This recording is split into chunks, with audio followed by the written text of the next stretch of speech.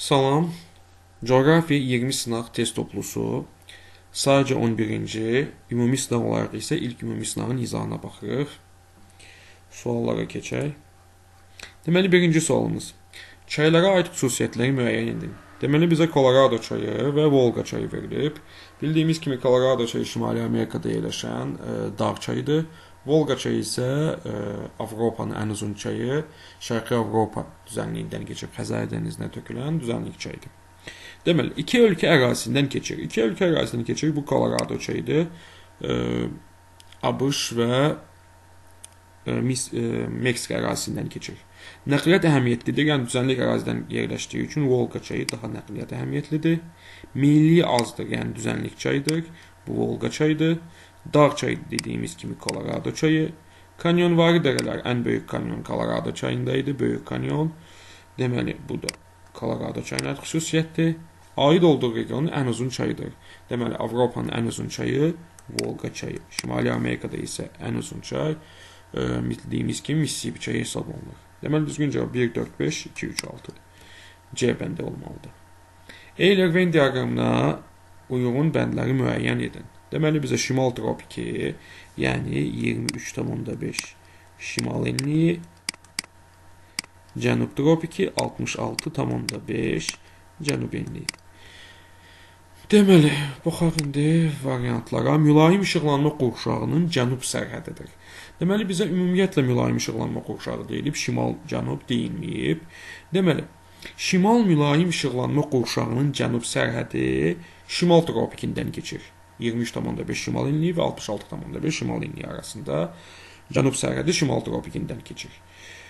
Cənub qütb dairəsinin cənub sərhədi isə 66,5 cənub enliyindən keçir. Yəni cənub mülayim işıqlanma cənub sərhədi 66,5 cənub enliyindən keçir. Onun üçün bu bizim üçün ortaq cəhətdir. Yəni bir ortaq cəhət. Sonra 2-yə baxaq. Qış gün dönümü günü günorta vaxtı günəş şüaları daha böyük bucaq altında düşür. Deməli, qış gün dönümü günü günəş 23,5 cənub enliyi üzərində yerləşir. Deməli, 23,5 şimal enliyi ilə cənub enliyi arasında 47 dərəcə bucaq fərqi var. 66,5 cənub enliyi ilə 23,5 cənub enliyi isə 43 dərəcə fərqi var. Onun üçün cənub qütb dairəsinə deməli daha böyük bucaqla düşəcək. Üçüncü fikir, bir dərəcəlik qövsün uzunluğu daha çoxdur. Deməli, bildiyimiz kimi, bir dərəcəlik qövsün uzunluğu ən çox olan paralel ekvatordur. Və ekvatorun uzaqlaşdıqca paralelin uzunluğu get-gedə qısalır. Yəni, ekvator daha yaxındırsa, uzunluq da çoxdur deməkdir bir dərəcəlik qövsün. Bu da şimal tropikinə uyğundur. Gecə-gündüzün adi növbələşməsi pozulur. Bildiyimiz kimi, gecə-gündüz adi növbələşməsi 66,5 ilə 90 dərəcə bucaq arasında, yəni qütb işıqlanma qurşağında pozulur və cənub qütb dairəsinin 66,5 cənub enliyi də qütb işıqlanma qurşağının sərhədində yerləşdiyi üçün burada da bir günlük də olsa gecə-gündüz növbələşməsi pozulur. 21 martda gecə-gündüzün uzunluğu eynidir. Deməli, 21 martda dediyimiz kimi həm şimal, həm cənub yerin kürəsində gecə və gündüzün uzunluğu bərabər olur. 21 mart və 23 sentyabr tarixlərində. Bunun üçün bu ortaq cəhətdir. 23 sentyabrda günəş cənub-qərbdə batır. Deməli, günəş cənub-qərbdə batırsa, məntəqədən günəş cənubda yerləşirsə, məntəqə özü şimalda yerləşməlidir. Deməli, şimalda yerləşən məntəqədə şimal tropikidir. Deməli, buradan cavab 3, 6, 2, 4 və 1, 5 şəklində olmalıdır. Yəni, düzgün cavab A bəndində göstərilir. Növbəti sual. Şəmkir su anbarı hansı relyef vahidləri arasında yerləşir? Deməli, bildiyimiz kimi Şəmkir su anbarı Kür çayı üzərində yerləşir.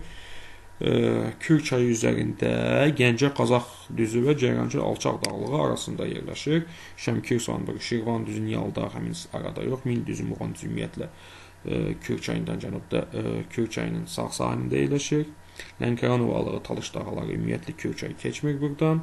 Murovdağ silsiləsindən də Kür çayı keçmir. Onun üçün düzgün cavab B bəndə olmalıdır. Dördüncü sual. Xəritə sxemdə rəqəmlərə əsasən geotermik pillənin daha böyük olduğu əraziləri və bunun səbəbini müəyyən edin. Deməli, əvvəlcə deyək biz geotermik pillə nədir? Deməli, yer səthinə dərinliyə doğru getdikcə temperatur bildiyimiz kimi artır. və 1 dərəcəlik temperaturun artması üçün lazım olan dərinliyə geotermik pillə deyilir. Və geotermik pillə ortalama olaraq 33 metr götürülür. Amma hər yerdə geotermik pillə 33 metrə bərabər deyil. Əgər ərazi seismik cəhətdən fəal ərazidirsə, geotermik pillə 33 metrdən daha kiçik olur. Əgər ərazi platformadırsa, geotermik pillə 33 metrdən daha böyük olur. Bizə böyük olduğu istəyilənilir, deməli bizə platformalar lazımdır. İndi seçək biz ərazilərə baxaq, platformadırmı, yoxsa geosinklinaldırmı? 1. Platforma ərazisidir, Sibir ərazisi bir platformasıdır. 2. Geosinklinaldır, litosfer havalarının toqquşma zonasında yerləşir. 3. Yenə Sakit Okean Otluq Övsündə yerləşir. 4. Afrika platformasında yerləşir. 5. Avstraliya bütünlüklə platformadır. 6 da yenə toqquşma zonasında yerləşir litosfer havalarının. Deməli 1, 4, 5 platforma üzərində yerləşir olmalıdır səbəbi. Sxemdə təsvir olunan relyef formasına aid əlamətlər. Deməli, bizə yüksəklik verilib və mütləq hündürlüyü 957 metrdir. Kəsmə yüksəkliyi 200 metr deyilir bizə. Kəsmə hündürlüyü 200 metr ola bilərmi? Baxaq görək. 600 isə deməli bu horizontal hündürlüyü daxili horizontal 800 olacaq, əgər 200 olarsa və bu horizontalda 800-1000 arasında 957 əslində 200 metr ola bilər. Kəsmə yüksəkliyi haqqında bizə başqa fikir var mı? Bəli, 6 da yeni kəsmə yüksəkliyi haqqında verilir. Burada deyilir ki, bizə kəsmə yüksəklik 300 metrdir. 300 metr ola bilərmi? 600, 900. 900 ilə 1200 arasında yerləşir. 957, bəli, 300 metr də ola bilər. Amma bir təsvirdə həm 200, həm 300 eyni anda ola bilməz. Yəni, onlardan biri olmalı cavabımız. Amma hər iki variant belə baxanda təsvirə uyğun gəlir. Digər fikirlərə baxaq. Dağın nisbi və mütləq hündürlüyü bir-birinə bərabərdir. Nisbi və mütləq hündürlüklər. Əgər biz 200 metr götürsək, 600, 400, 200. 957 çıxılsın 200, bu eləyir 757. Yəni, bərabər olmur. Amma 300 metr götürsək, 600, 300, 0. 0 olarsa, yəni dəniz səviyyəsi olarsa, 957 çıxılsın 0. Nisbi hündürlükdə 957 metr olur. Mütləq hündürlükdə həmçinin 957 metrdir. Yəni, bu yenə biraz sual altında qalır. Yəni, əgər 300 olarsa düzgün, amma 200 olarsa düzgün götürülmür. N və N nöqtələr arasında hündürlük fərqi 500 metrdir. N və N nöqtələr arasında. Deməli, bu həm 200 olarsa kəsmə yüksək, həm 300 olarsa hər iki halda doğru ola bilərmi? Bəli, doğru ola bilər. Çünki burası məsafə 300 olarsa 100, 500 olur. Əgər 200 olarsa 200, 150, 150, yenə 500 ola bilər. Yəni, üçüncü variant mütləq şəkildə doğrudur. Cənub-qərb yamacı daha böyük meyilliyə malikdir. Deməli, horizontallar daha yaxındırsa, daha çox meyillidir deməkdir. Burada da görürük ki, bizim relyef təsvirimizin şimal-şərq tərəfi daha çox meyilli, daha dikdir. Yəni, 4 doğru ola bilməz. N və N nöqtələri arasında hündürlük fərqi 300-dən çox ola bilməz. Dedik ki, biz 500 ola bilər. Onun üçün bu da mütləq şəkildə səhvdir. Deməli, bizdə hansı nəticəyə gəldik? 3 mütləq doğrudur, 4, 5 mütləq səhvdir. Əvvəl səhvlərdən biz variantlara çıxaq. 2, 3, 6 qaldı. Onda kəsmə yüksəklik bizdə 200 yox, 300 götürülüb. 300 götürülərsə avtomatik ikinci variantda doğru olur. Onun üçün cavabımız B bəndi. Amma biraz iki başlı sualdır, çünki kəsmə yüksəklik 200 metrdə ola bilərdi əslində. Növbəti sual. Uyğunluğu müəyyən edin. Himalay dağları, And dağları, Böyük Su Ayrıcı və Tian-Şan dağları verilir bizə. Dağ buzlaqlarına malik deyil. Deməli, qar xəttindən aşağıda yerləşən dağ olmalıdır. Aşağıda yerləşən dağda ümumiyyətlə Böyük Su Ayrıcıdır, Appalaçdır, Kap, Əjdaha dağları həmin dağlardır. Burada isə verizə verilir Böyük Su Ayrıcı dağları, yəni 3-ə aiddir 1. Şimalında ən hündür yayla yerləşir. Deməli, ən hündür yayla bildiyimiz kimi Tibet yaylasıdır. Tibet yaylası da yerləşir Himalay dağlarından şimalda. Dünyanın ən hündür sönmüş vulkanı burada yerləşir. Deməli, Aconcagua zirvəsi ən hündür sönmüş vulkan zirvəsi hesab olunur. O da yerləşir And dağlarında. Şərqində qurunun ən dərin çökəkliklərindən biridir. Qurunun ən dərin çökəkliyi deməli, bizə Tian-Şan dağları qaldı. Tian-Şan dağlarının şərqində də bəli Turfan çökəkliyi yerləşir. Bu da deməli 4-də uyğundur. Deməli 1-ə 2, 2-yə 3, 3-ə 1, 4-ə 4 D bəndinə uyğundur. Deməli, növbəti. Xəritə sxemə əsasən doğru bəndləri müəyyən edin. Deməli, bir rəqəmi ilə verilmiş ərazidə neft yataqları mövcud deyil. 2 rəqəmi ilə verilmiş polimetal, bəli, Zaqatala, Balakən, Filizçay, Mazımçay, Kaslar yataqları, bəli, mövcuddur. 3 rəqəmi ilə verilmiş ərazi dəmir filizi mövcud deyil. Ümumiyyətlə, Böyük Qafqazda yalnız filiz mənşəli polimetal var idi. Onun üçün həmçinin 4-də də polimetal yoxdur. Bu da səhvdir. 5 daş kəsəndir. Bəli, dəmir filiz ehtiyatları mövcuddur. 6 neft ehtiyatı mövcud deyil Naxçıvanda. 7 neft ehtiyatı, bəli, Abşeron yarımadasında mövcuddur. Polimetal mövcud deyil. Ümumiyyətlə, Talış dağlarının Lənkəran zonasında faydalı qazıntılar dildən başqa demək olar ki, heç bir şey çıxmır. Sonra 9 dəmir filizi, Naxçıvanda dəmir filizi yoxdur. Bu da səhvdir. 10 amma burada Mezozoy erasına aid neft yataqları mövcuddur. Onun üçün düzgün cavab 2, 5, 7 və 10. Cavab A bəndə. Növbəti sual. Sxemdə Y nöqtəsində havanın temperaturu 7,2. Y nöqtəsində, yəni 2500 metr hündürlükdə. Burada bizim temperaturumuz 7,2'dir. Hansı nöqtələrdə müvafiq olaraq -1,8 və müsbət 22,2 dərəcə olar? Deməli, bunu biz hesablayaq. Deməli, 7,2 dərəcəmiz var bizim.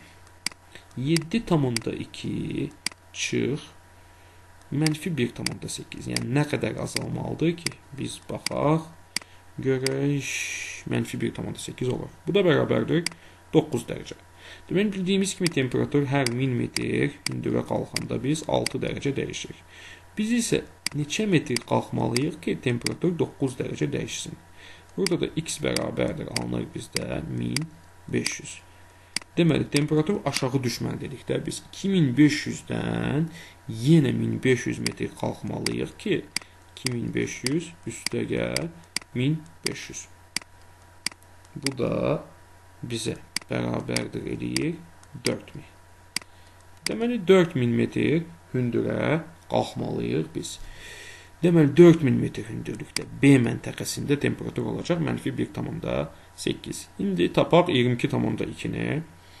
Deməli, 22,2 indi yüksəlib temperatur çıx 7,2. Bu da bizə bərabərdir edir 15 dərəcə. Yenə 1000-də 6, x-də 15. Buradan da x-i tapsaq, alınır bizdə 2500. Deməli, bizdə 2500 var idi. 2500 isə aşağı düşməliyik. Çünki biz temperatur artıb bizdə. 2500 çıx 2500 0. Yəni, düzgün cavab B və N məntəqələri 0 metr hündürlükdə olacaq bizdə 22,2. 4000 metr hündürlükdə isə olacaq -1,8. 9-cu sual. Azərbaycanda ən geniş yayılan iqlim tipinə aid olmayan əlamətlər. Deməli, Azərbaycanda ən geniş yayılan iqlim tipi qışı mülayim keçən yarımsəhra və quru çöl iqlimidir. Deməli, qışı mülayim keçən yarımsəhra və quru çöl. Aqroiqlim ehtiyatları boldur. Bəli, istilik çoxdur. İstilik aqroiqlim əsas göstəriciləri fəal sular temperaturlarının cəmi hesab olunur. Bəli, bu doğrudur. Yayıldığı ərazidə məhsuldar torpaqlar yayılıb. Xeyr, bu doğru deyil amma. Çünki qışı mülayim keçən yarımsəhra və quru çöl iqlim tipində əsasən boz xonur torpaqlar yayılıb. Bu da məhsuldar torpaqlar hesab olunmur. Deməli, bir bizə lazımdır. Buxarlanma qabiliyyəti ilə buxarlanma arasında fərq böyükdür. Bəli, buxarlanma qabiliyyəti yüksəkdir, amma buxarlanma az olduğu üçün fərq də böyük olur. Bütün təbii coğrafi vilayətlərdə geniş yayılıb. Xeyr, bu doğru fikir deyil. Naxçıvan təbii vilayətində, Lənkəranda demək olar ki, ümumiyyətlə yayılmayıb. Düz radiasiyanın payı üstündür. Bəli, buxarlanma qabiliyyəti yüksək, buxarlanma az olduğu üçün düz radiasiyanın payı da çox olur. Əsasən 4-cü dövrün, antropogen dövrün çökmə suxun yayıldığı ərazilər əhatə edir. Bəli, bu da doğru fikirdir. Əsasən düzənlik ərazilərində yayılır və düzənlik ərazilərində Azərbaycanda yarımsəhra və quru çöl iqlim tipidir. Həm yay, həm qış otlaqları kimi istifadə edilən ərazilər. Deməli, ərazilər quraq ərazilər olduğu üçün qış otlaqları kimi istifadə olunur. Amma yay otlaqları kimi istifadə olunmur. Onun üçün bu da bizə lazımdır. Deməli, düzgün olmayan variantlar 1, 3, 6, yəni B bəndə uyğundur. Xəritə sxemə əsasən doğru fikirləri müəyyən edin. Deməli, bizə fiziki coğrafi rayonlaşdırma xəritəsi verilib. Ona əsasən baxmalıyıq. Qışı quraq keçən soyuq iqlim tipi hakimdir 4-6.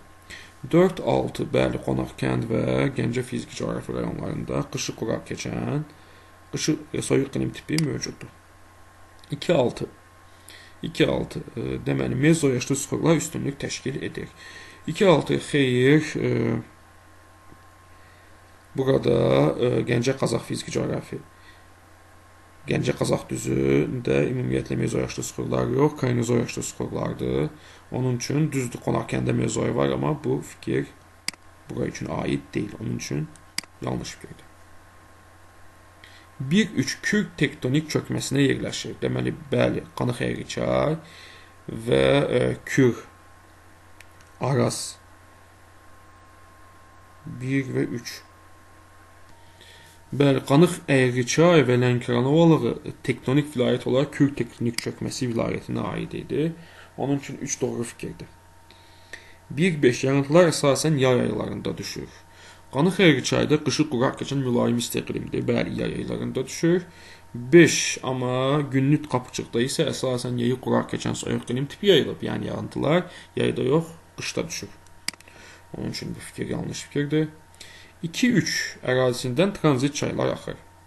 2-dən bəli, tranzit çaylar axır. Buradan həm Kür çayı, həm İncəsu, Qıstafa çayı, Tovuz çayı kimi tranzit çaylar keçir. Amma 3, yəni Lənkəran ovalığından heç bir tranzit çay keçmir. Onun üçün bu yanlış fikirdir. 4 və 5 filiz mənşəli faydalı qazıntıları həm Gəncə, həm Gündüz qapıçıqda bəli filiz mənşəli faydalı qazıntılar mövcuddur. Burada polimetaldır, molibdendir, mis ehtiyatları mövcuddur. Burada bildiyimiz kimi daşkəsən, dəmir filizi, almut ehtiyatları ilə zəngindir. Onun üçün 6-cı variantda doğrudur. Düzgün cavab 1, 3, 6, yəni C bəndə olmalıdır. Echolot dənizin dibinə göndərilən səs dalğasını 8 saniyə sonra qəbul etmişdirsə, dərinliyi hesablayın. Deməli, echolotdan göndərilən səs siqnalı 8 saniyəyə qəbul edib. Deməli, bu səs siqnalı 8 saniyə qəbul edibsə, bunun 4 saniyəsini bu getməyə sərf edib, 4 saniyəsini isə qayıtmağa sərf edib. Və biz bilirik ki, echolotdan göndərilən səs dalğası 1 saniyədə 1500 metr hərəkət eləyir suyun içində. 4 saniyədə isə x. Buradan da x bərabərdir 6000 metr. Deməli, okeanın dərinliyi bizim üçün 6000 metrə bərabər olub. 12-ci sual. Azərbaycanın pambıqçılığın daha geniş yayıldığı düzənliklər. Deməli, Qanıq-Əyriçay vadisi bildiyimiz kimi pambıq ümumiyyətlə quraq ərazilərdə və Köraz ovalı, yəni düzən ərazilərdə geniş yayılıb, Köraz ovalığında.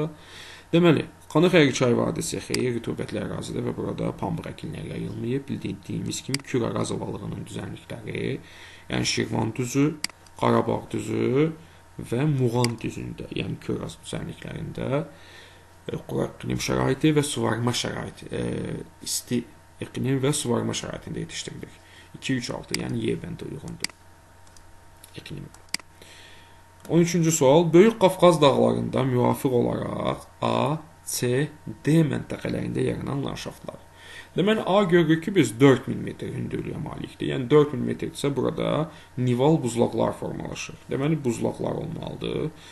C, diqqətli baxsaq, 2000 metr aralığında yerləşir. 2000 metrə qədər. 2000 metrə qədər hissələrdə də əsasən formalaşır. 2000-3000 metr aralığında subalp çəmənlikləridir. Daha sonra isə bizə D istəyir. D isə meşələr. Yəni ümumiyyətlə baxanda yarım səhra, çöl, meşə, subalp çəmənlikləri, subnival və nival formada olmalıdır. Bizdən istəyir ACD, deməli, buzlaq nival, subalp çəmənlikləri və dağ meşələri. Düzgün cavab A bəndə olmalıdır 13-cü sualda. 14. Əhalinin təbii artımı ikinci tipinə aid olan ölkələr. Deməli, ikinci tipidirsə əsasən bu ölkələr inkişaf etməkdə olan ölkələrə aiddir. Etməkdə olan ölkələr aiddir. İkinci tip SCV olur. İşçi qüvvəsinin çatışmaması. Yəni təbii artım yüksəkdir. İşçi qüvvəsi çatışmaması bu doğru fikir deyil. Emigrantların immigrantlardan üstün olması. Bəli, emigrant, yəni ölkədən gedənlər daha çoxdur. Bu doğru fikirdir. İqtisadi fəal əhalinin əsasən təsərrüfatın 3-cü sektorunda çalışması. 3-cü sektor əsasən aiddir. Bildiyimiz kimi 4 sektora bölünür. Birinci sektor kənd təsərrüfatıdır, yəni hasilat sənayesi. İkinci sektor bildiyimiz kimi sənayedir. Üçüncü sektor xidmət sahələridir. Xidmət sahələri də inkişaf etməkdə olan ölkələr üçün səciyyəvi deyil, inkişaf etmiş ölkələr üçün səciyyəvidir. İnkişaf etməkdə olan ölkələrdə birinci və ikinci sektordur. 3 və 4 inkişaf etmiş ölkələrdədir. Demoqrafik partlayış, bəli, təbii artım yüksəkdir. Demoqrafik partlayışdır. İnkişaf etməkdə olan ölkələrdə, ikinci tip ölkələrdə, birinci tip ölkələrdə isə demoqrafik böhran səciyyəvidir. Yaşlı əhalinin payının çox olması xeyr, təbii artım yüksək olduğu üçün yaşlı əhali çox deyil. Bəli, yalançı urbanizasiya, yəni əhalinin şəhər ətraflarında cəmlənməsi, məsələn, bu daha çox Latın Amerikasında, Braziliyada favellər, Afrikada bidonvil, Türkiyədə gecə kondular kimi özünü büruzə verir. 2, 4, 6, yəni düzgün cavab D bəndi olmalıdır 14-cü sualda. 5-ci sual. İnkişaf etmiş ölkələrdə baş verən demoqrafik proseslərin məntiqi ardıcıllığı. Deməli, inkişaf etmiş ölkələr bildiyimiz kimi birinci tip səciyyəvidir. İmmigrantların sayı artır, doğulanların sayı azalır, qadınlar əməyə cəlb olunur və nikah yaşı artır, əhalinin milli tərkibi dəyişir, işçi qüvvəsi çatışmır. Deməli, ilk olaraq qadınlar əməyə cəlb olunur və nikah yaşı artır və nəticədə doğulanların sayı azalır və işçi qüvvəsi çatışmır. İşçi qüvvəsi çatışmadığı üçün də miqrantlara ehtiyac yaranır və miqrantlar artıq xaricdən gəldiyi üçün əhalinin milli tərkibi dəyişir. Deməli, ardıcıllıq bu formada olmalı. Düzgün cavab C bəndi. Respublikamızda əhalinin sıxlığı hər kvadrat kilometrdə 2 nəfər artmışdırsa, əhalinin sayı neçə nəfər artar? Deməli, Azərbaycanın ərazisi 86,6 kvadrat kilometrdir.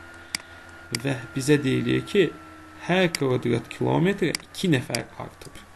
Deməli, biz burada sadəcə ölkə ərazisini vurub tapa bilərik də. 86,6 6600 vurulsun 2, hər kvadrat kilometrə 202 nəfər artıbsa, ümumiyyətlə 173.200 nəfər artıb deməkdir. Bu da cavab deməli Y bəndi.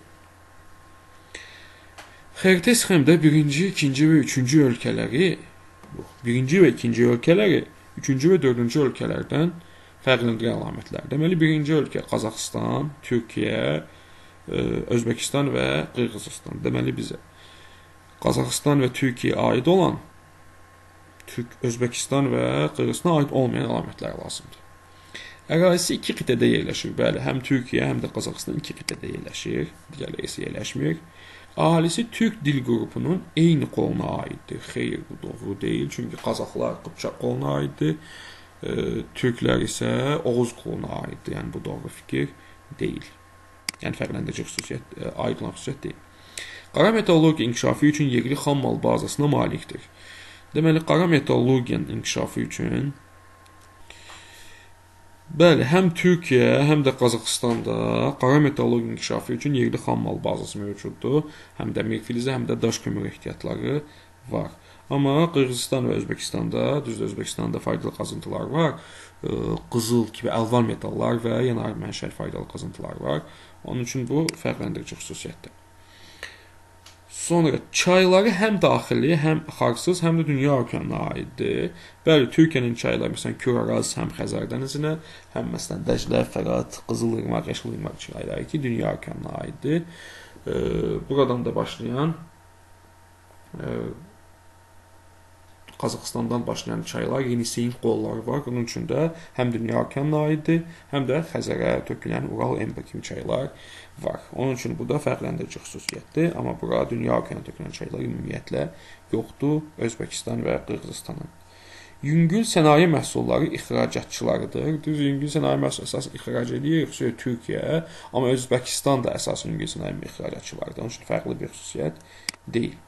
Ərazisi 2 iqlim qurşağında yerləşir. Bu ümumiyyətlə Türkiyəyə aiddir. Türkiyə subtropik iqlim qurşağında yerləşir. Həmçinin digər Qırğızistan və Özbəkistan da subtropik iqlim qurşağında yerləşir. Onun üçün bu Türkiyə yalnız bir iqlim qurşağında yerləşdiyi üçün oxşar cəhət, fərqli cəhət götürülə bilməz. Onun üçün cavabımız olmalıdır 1, 3, 4. Yəni B bəndi olmalıdır 17-ci sualdan. Növbəti sual. Müvafiq olaraq Atlantik, Hind və Sakit okeanları hövzələrinə olan iri liman şəhərləri müəyyən edin. Deməli, Atlantik okeanı sahilində İstanbul, bəli, London, New York, Chicago, İskəndəriyyə, bəli, bunlar hamısı Atlantik okeanı sahilində yerləşir. Hind okeanı sahilində yerləşənlər Mumbai, bəli, Hindistan, Hind okeanı sahilindədir. Osaka, Sakit okeanı sahilindədir. Rio de Janeiro, Atlantik okeanı sahilindədir. Sankt-Peterburg, yenə Atlantik okeanı hövzəsinə aiddir. Los Angeles, Sakit okeanına aiddir. Cavabımız A bəndə qaldı. Bəli, San Francisco'da Sakit okeanı hövzəsində yerləşir. Xəritə sxemdə göstərilmiş iqtisadi rayonlar üçün ümumi əlamətləri müəyyən edin. Deməli, bizə göstərilib Şəki-Zaqatala, deməli, Şərqi Zəngəzur və Qazax-Tovuz fiziki coğrafi, iqtisadi coğrafi rayonları göstərilib. Filiz faydalı qazıntılara malikdir, deyir bizə. Bəli, hər 3 iqtisadi coğrafi rayon filiz faydalı qazıntılarla zəngindir. Deməli, Şəki-Zaqatalada polimetal ehtiyatları mövcuddur. Şərqi Zəngəzurda Kəlbəcər və Laçın rayonlarında həm civə ehtiyatları, həm qızıl ehtiyatları Kəlbəcərdə, həm xromit ehtiyatları mövcuddur. Burada isə Gədəbəydə mis ehtiyatları, qızıl ehtiyatları mövcuddur. Onun üçün bir doğru cavab götürülür. Urbanizasiya səviyyəsi yüksəkdir. Xeyr, Şərqi Zəngəzur, ümumiyyətlə bu regionlar urbanizasiya aşağı olan zonalardır. Yay otlaqlarına malikdir. Deməli, dağlıq ərazilər Azərbaycanda yay otlaqları, düzən ərazilər quş otlaqlarıdır. Burada əsasən hər üçündə dağlıq ərazilər olduğu üçün bu da ortaq cəhətdir. İki xarici ölkə ilə həm sərhəddir. Deməli, Şəki-Zaqatala həm Rusiya, həm Gürcüstan. Deməli, Qazax-Tovuz həm Gürcüstan, həm Ermənistan. Şərqi Zəngəzur isə həm İran, həm də Ermənistanla həm sərhəddir. Onun üçün doğru cavab götürülür. Əhalinin milli tərkibi mürəkkəbdir. Əhalinin milli tərkibi düzdür, Şəki-Zaqatala mürəkkəbdir, amma digərlərində mürəkkəb deyil. Onun üçün düzgün cavab götürülmür. Sıx dəmir yol şəbəkəsinə malikdir. Xeyr, sıx dəmir yol şəbəkəsi Şərqi Zəngəzur yalnız cənubundan keçir. Şəki-Zaqataladan isə düzdür keçir, bir dəmir yol xətti keçir, amma sıxdır demək mümkün deyil. Onun üçün 1-3-4 düzgün cavab olmalıdır. Deməli, ölkənin ümumilli məhsulun dəyəri ümumdaxili məhsulundan çox olmasının səbəbi. Deməli, ölkənin ümumilli məhsulu çoxdur. Ümumilli məhsulun dəyəri ümumdaxili məhsuldan çoxdur. Deməli, ümumilli məhsul ümumiyyətlə nədir? Ümumilli məhsul ölkənin daxilində və xaricindəki yerli şirkətlərdir. Daxilində və xarici. Ümumdaxili məhsul isə ölkənin daxilindəki yerli və xarici şirkətlərin birgə istifadə etdiyi məhsul. Əgər milli məhsul ümumdaxili məhsuldan çoxdursa, deməli bu ölkənin ölkə xaricində fəaliyyət göstərən şirkətləri çoxdur. Ölkə digər ölkə şirkətinə böyük investisiya, ölkəyə digər ölkə şirkətlərinə, xeyr, əksinə, bu ölkə digər ölkə şirkətinə investisiya qoyub. Yaxşı təmin olunmasına, xeyr, ölkənin əmək yüksək səviyyədə olmasına, ölkənin transmilli şirkətlərin, korporasiyanın fəaliyyəti. Deməli, transmilli şirkət deyən də dünyanın bir çox yerində fəaliyyət göstərən şirkətlərdir. Yəni, ölkənin şirkətləri xaricdə fəaliyyət göstərir. Xaricdə fəaliyyət göstərir və tezdə ümumilli məhsul daha yüksək olur. Bu da doğru cavabdır. Düzgün cavab D bəndə olmalıdır. Deməli, 21-ci sualda tam görsənmir respublikamızda hansı sahənin inkişafından söhbət gedir. Onda 22-ci sual, amma o qədər çətin bir sual deyil deyəsən, respublikamız haqqında sualdır. 22-ci sual. Bir çox inkişaf etməkdə olan ölkələrdə əhalinin əsas hissəsi kənd təsərrüfatını çalışsa da, bu sahənin məhsullarının həm də idxal edilməsinin əsas səbəbi. Deməli, inkişaf etməkdə olan ölkələrdə əhalinin əksəriyyəti kənd təsərrüfatını çalışır, yəni də özünü təmin edə bilmir. Bunun əsas səbəbi kənd təsərrüfatında biotexnologiyadan az istifadə olunması. Yəni etnin nailiyyətindən az istifadə olunması, yəni ekstensiv kənd təsərrüfatının inkişafı və məhsulların aşağı olması. Cavab Y bəndi. Azərbaycanda avtomobil yollarının 35% və 5810 km Şəki-Zaqatalıdır. Lənkəran, Astara və Xoba Xaçmaz iqtisadi rayonların payına düşür. Şəki-Zaqatala, Lənkəran, Astara və Xoba Xaçmazın payına düşür. Digər iqtisadi rayonlara aid olan avtomobil yolunun ümumi uzunluğunu hesablayın. Digər iqtisadi rayonlara aid olan avtomobil. Deməli, bizə 35% ümumi uzunluğu lazımdır bizə. 35% 5810-dursa, bizə digər iqtisadi rayonlara düşən istəyir. Deməli, digər iqtisadi rayonlara 65% düşür. Deməli, buradan 65% x götürülməlidir. Deməli, buradan x-i hesablayaq. 5810 vurulsun 65 bölünsün 35.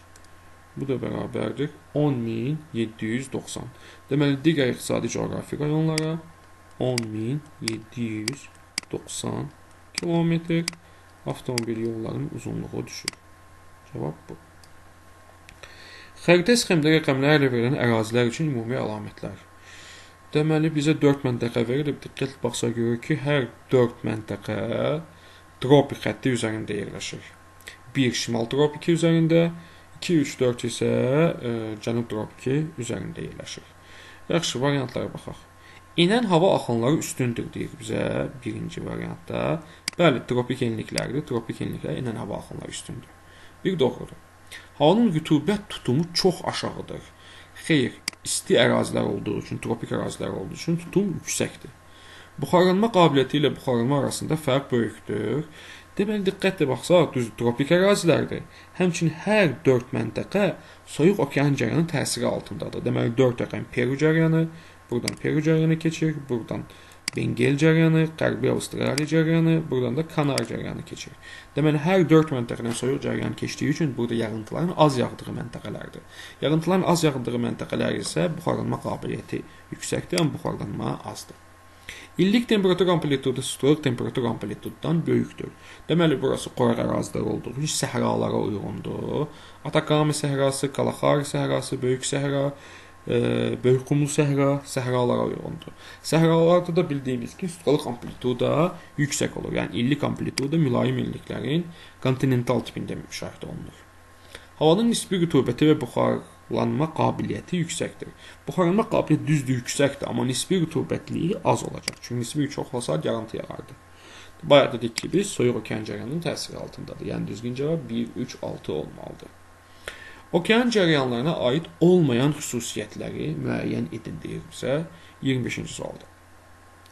Daimi küləklərin təsirindən yaranır. Bəli, bildiyimiz kimi okean cəryanları daimi küləklərin təsirindən yaranır. Bizə aid olmayanlar lazımdır. Suyun şaquli hərəkətidir.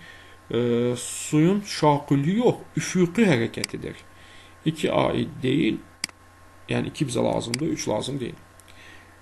Coğrafi enliklər arasında suyun temperaturunun və duzluluğunu tənzimləyir. Bəli, duzluğun dəyişməsinə təsir edəcək amillərdən biridir. Okean cəryanı həm duzluğu, həm temperaturun. İstiqamətləri dəyişir. Xeyr, daimi küləklərin təsiri ilə yarandığı üçün, daimi küləklər istiqamət dəyişmədiyi üçün okean cəryanları da dəyişmir. Estuari yaranmasına səbəb olur. Bəli, okean sahillərində estuarilərin yaranması səbəb olur. Məsələn, Amazon çayında, Kongo çayında cəryanlar Parana çayında estuari birbaşa yaranma səbəblərindən biridir. Onun üçün altını da götürmürük. Deməli, burada bizə 2-5-2 variant doğru oldu. Diqqətli baxaq. Daimi yaranır, bəli. Suyun üfüqi hərəkət edir, bəli. Suyun temperaturu duzluğunu tənzimləyir, bəli. Estuari yaranma səbəb olur. Bəli, 2 və 5, yəni adətən 6 variantlarda 3 doğru olurdu, amma burada bizə 2 variant seçimdir. Növbəti sual 26-ya baxaq. Mənsəbi okean olan çayın mənbəyində atmosfer təzyiqi 520. Deməli, mənsəbi okean səviyyəsidirsə, mənsəbində də təzyiq 760 olacaq. Bunu bildik. Uzunluğu 360 olan bu çayın səciyyəvi olan əlamətlər. Əvvəlcə milini tapaq biz çayın. Deməli, mənsəbi 760 okean səviyyəsindədirsə, mənbəyi 520 millimetr civə sütunudur təzyiq və təzyiq fərqi 240 millimetr civə sütunudur.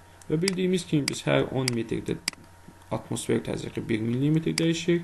Bizdə isə 2240 dəyişdiyi üçün deməli çayın mənbəyi ilə mənsəbi arasında hündürlük fərqi 2400-dür.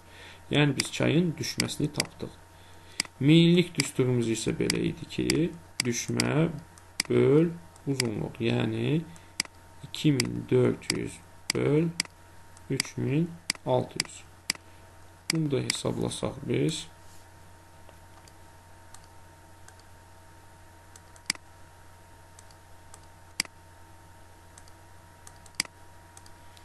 Sıfırdan 66. Yaxşı. Əgər çayın meyilliliyi birdən azdırsa, deməli bizim çayımız düzənlik çayıdır. Düzənlik çayıdırsa, bəli, akkumulyativ fəaliyyət üstünlük təşkil edir, yəni yaradıcı. Nəqliyyat imkanları genişdir. Düzən çaylarında bildiyimiz ki, nəqliyyat imkanı daha geniş olur. Düzdür, dağ çayıdır, xeyir. Aşağı axarında şəlalələr yaranır. Şəlalələr dağ çaylarında yaranır. U şəkilli dərə yaradır. Bəli, dağ çayları V şəkilli, düzənlik çayları U şəkilli dərə yaradır. Mənbəyi ilə mənsəbi arasında temperatur fərqi 20 dərəcədir. Mənbəyi ilə mənsəbi arasında hündürlük fərqi 2400 idi. 1000 metrdə deməli bildiyimiz kimi temperatur 6 dərəcə dəyişir. 2400-də x. Buradan da biz x-i tapsaq, alınır bizdə 4. 2,4. Bu da 14,4 dərəcə. Bizə isə deyir ki, 20 dərəcə deyir. Onun üçün bu da səhvdir. Deməli, 1, 2, 5 doğru cavab almalıdır. 27-ci sual. Deməli, regionlar üzrə ölkələri uyğunlaşdırmaq lazımdır. Deməli, Cənub-Qərbi Asiya, Cənub-Şərqi Asiya və Cənubi Asiya. Deməli, Pakistan aiddir Cənubi Asiyaya. Türkiyə aiddir Cənub-Qərbi Asiyaya. Bangladeş aiddir Cənubi Asiyaya. Tayland aiddir Cənub-Şərqi Asiyaya. Birləşmiş Ərəb Əmirlikləri aiddir Cənub-Qərbi Asiya. Yəni 1-ə B-yi, 2-yə D, 3-ə AC şəklində olmalıdır cavab. Situasiya tapşırığına baxaq. Ot bitkilərinin üstünlük təşkil etdiyi təbii zonalar bir-birindən fərqli iqlim şəraitində formalaşmışdır və onlar müxtəlif adlarla adlandırılır. Bu təbii zonalarda pambıq, şəkər qamışı, şəkər çuğunduru, qəhvə, kartof, buğda və s. kənd təsərrüfatı bitkilər yetişdirilir. Deməli, bizə ot bitkilərinin üstünlük təşkil etdiyi təbii zonalar deyilir. Deməli, meşələr yox, ot bitkiləri. Deməli, subekvatorialda ot bitkilərin üstünlük təşkil etdiyi təbii zona savanna və seyrək meşələr təbii zonasıdır. Deməli, savanna və seyrək meşələr təbii zonası Antarktidlə başqa bütün materiklərdə var. Deməli, subekvatorialda hamısında savanna ola bilər. Savanna, bu da savannamız. Deməli, tropik iqlim qurşağında da əsasən səhra və yarım-səhralardır, amma bəzi ərazilərdə savannalar formalaşa bilir. Avrasiyada amma əsasən şərq sahillərdə formalaşır materikin, amma Avrasiyada şərq sahillərində əsasən formalaşıb musson meşələri. Onun üçün burada mövcud deyil. Amma Şimali Amerikada savannalar yayılıb burada da. Cənubi Amerikada da savannalar. Afrikanın tropik iqlim qurşağında savannalar formalaşmayıb. Amma Avstraliyada formalaşıb. Subtropik iqlim qurşağında isə ot bitkilərinin çox olduğu təbii zonalar. Deməli, Jodar peşə kolluqları arasında meşələri çoxdan üçün götürə bilmərik. Onda çöl təbii zonası. Avrasiyada çöl. Şimali Amerikada çölə bildiyimiz kimi prairie deyilirdi. Cənubi Amerikada pampa deyilirdi. Afrikada çöl təbii zonası ümumiyyətlə mövcud deyil. Avstraliyada da çöl təbii zonası mövcud deyil. Mülayim iqlim qurşağında Avstraliyada, Avrasiyada yenə çöldür. Şimali Amerikada prairie. Cənubi Amerikada pampa yalnız subtropikdədir, mülayimdə mövcud olmur. Afrika həmçinin Avstraliyada mülayim iqlim qurşağı ümumiyyətlə yoxdur. Sonra mətnə əsasən müəyyən etdiyiniz təbii zonalara uyğun gələn məntəqələr müəyyən. Deməli biz savanna dedik.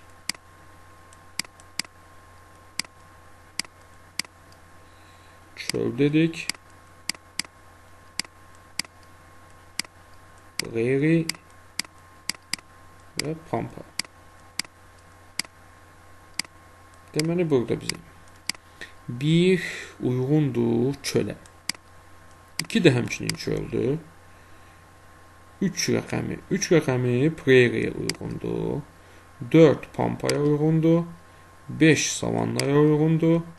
6 cod yarpaqlı meşə və kolluqlar ümumiyyətlə heç birinə uyğun deyil. 7 savannadır. 8 musson meşələridir. Heç birinə uyğun deyil bunların. 9 da yoxdur. Bu formada olmalıdır.